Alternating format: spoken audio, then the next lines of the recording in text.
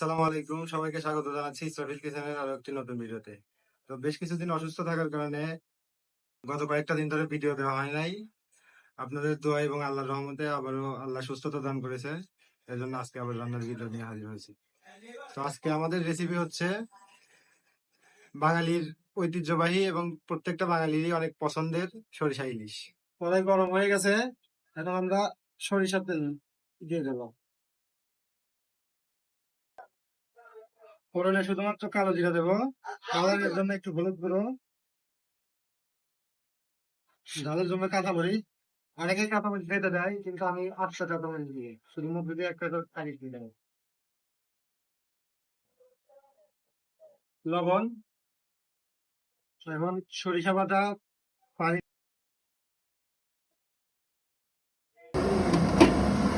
ঝোলটা ফুটে গেছে, এখন আমরা এই যে ইলিশ মাছ নুন আর হলুদ এবং সরিষার তেল দিয়ে ম্যারিনেট করে রেখে দিয়েছিলাম আধা ঘন্টার জন্য, সেই ম্যারিনেট করা ইলিশ মাছগুলো এখন দিয়ে দেবো।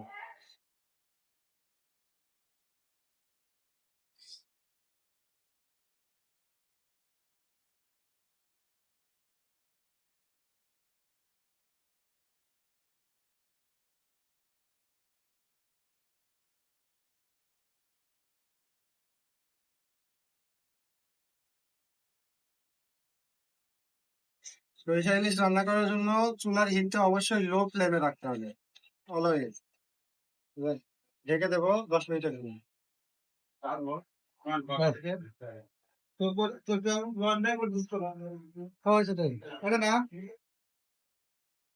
ফ্লেভারের জন্য কিছু কাঁচামরিচ দিয়ে দেবো এখানে, তারপর এবং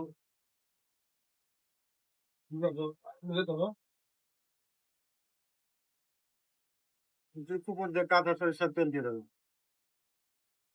সরিষা ইলিশে কিন্তু এটা মাছ দিয়ে লাগবেই। উপর দিয়ে কাঁচা সরিষার তেল নামানোর আগ দিয়ে দিলে ভালো একটা ফ্লেভার আসবে।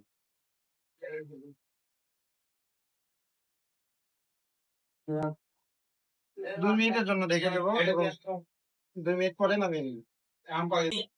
वादा किया था जो मिलके तूने जीवन में लाया था मेरे समय